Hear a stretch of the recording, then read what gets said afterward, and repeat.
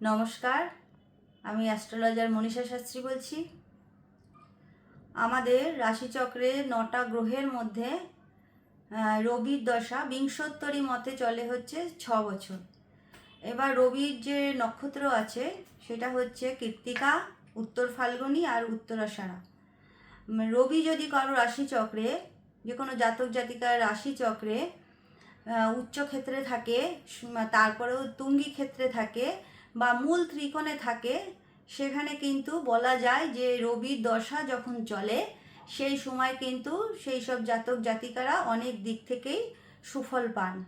কিন্তু রবি যে ঘরে বসে আছে সেটাও দেখার দরকার, কোন ঘরে বসে আছে। তারপরেও গ্রহটা যেখানে বসে আছে ঠিক আছে, কিন্তু আলটিমেট যে গ্রহটা সব থেকে ভালো কাজ করবে তখনই যখন সেই গ্রহের পাশে নক্ষত্রটা থাকবে শুভ। তা যখন রবির পাশে তার অ্যান্টি প্ল্যানেটের নক্ষত্র যদি এসে যায়, যেমন শনির নক্ষত্র এসে যায়, রাহুর নক্ষত্র এসে যায়, তারপরেও হচ্ছে এখানে দেখা যাবে যে যদি এই সব শনি বা রাহুর নক্ষত্রে রবির পাশে বসে, তখন কিন্তু দেখা যায় যে সেই রবির দশাতেই অনেক সময় অনেক রকমভাবে মান সম্মান হানি হয়, তারপরেও কর্ম চলে যাওয়ার ভয় থাকে, নানান দিক থেকে মানসিক একটা চাপ চলে আসে, অর্থনৈতিক দিক থেকেও কিন্তু প্রচুর প্রবলেম চলে আসে। তাই আমাদের রাশিচক্রে রবি গ্রহটা কোথায় বসে আছে দেখতে হবে, তারপরে রবির পাশে কোন নক্ষত্রটা বসে আছে সেটা কিন্তু দেখা সবার আগে দরকার।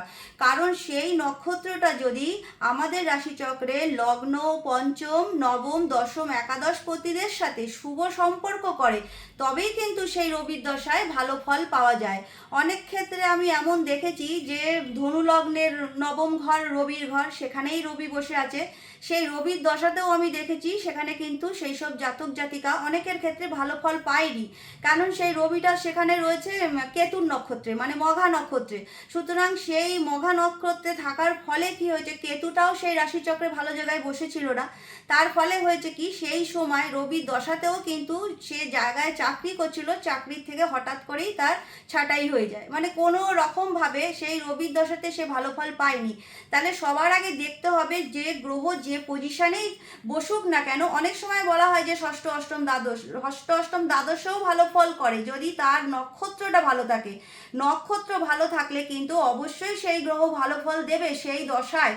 তারপরেও তো অন্তর্দশা, দশা তো 6 বছর চলে, তারপরে যে 9টা অন্তর্দশা চলে সেটাও কিন্তু ভাইটাল। অনেকেরই দেখা যায় যে 9টা দশার মধ্যে যে সব দশা যে ভালো অন্তর্দশা চলে, সে তার মধ্যে কিন্তু প্রথমেই রবির সাথে রবি শুরু হয়, সেটা কিন্তু চলে 3 মাস 18 দিন। তারপরে রবির সাথে যে চন্দ্র চলে তা অন্তর্দশায়, সেটা চলে 6 মাস। তারপরে রবির সাথে আসে মঙ্গল, সেটা চলে 4 মাস 6 দিন। এরম করে আরও 6টা অন্তর্দশা আছে পরপর পরপর পরপর। তারপর সব দশা অন্তর্দশা তখনই ভালো ফল দেবে, সব দশার সাথে অন্তর্দশা, তার সাথে প্রত্যন্তর্দশাটাও দেখতে হবে, তখনই ভালো ফল দেবে। যে তখন দেখতে হবে মঙ্গল কোন পজিশনে আছে, চন্দ্র কোন পজিশনে আছে। একটা আমার রবির দশা চলছে, তার মানে যে মান সম্মান আমি পাবো, অর্থনৈতিক জায়গা থেকে সাফল্য পাবো বা কর্মে আমাদের মানে উন্নতি হবে, সেরকম কিন্তু ভাবার বিষয় নয়। আসল বিষয়টা হচ্ছে কোথায় রবি গ্রহ বসে আছে, কার নক্ষত্রে বসে আছে। সেই নক্ষত্র যদি পঞ্চম, নবম, দশম, একাদশ অধিপতিদের সাথে সুসম্পর্ক করে, তবেই কিন্তু রবির দশায় সুফল পাওয়া যাবে। তাই আপনাদের রাশিচক্রটা আপনারা ভালো করে বিচার করে দেখে নিন যে কিসের দশা চলছে বর্তমানে, আর সেই গ্রহটা কার নক্ষত্রে বসে আছে, কোথায় বসে আছে। সুফল তো অবশ্যই পাবেন, কিন্তু রাশিচক্রটাকে কিন্তু সঠিকভাবে বিচার করানো আগে দরকার, সেটা করে দেখে নিন।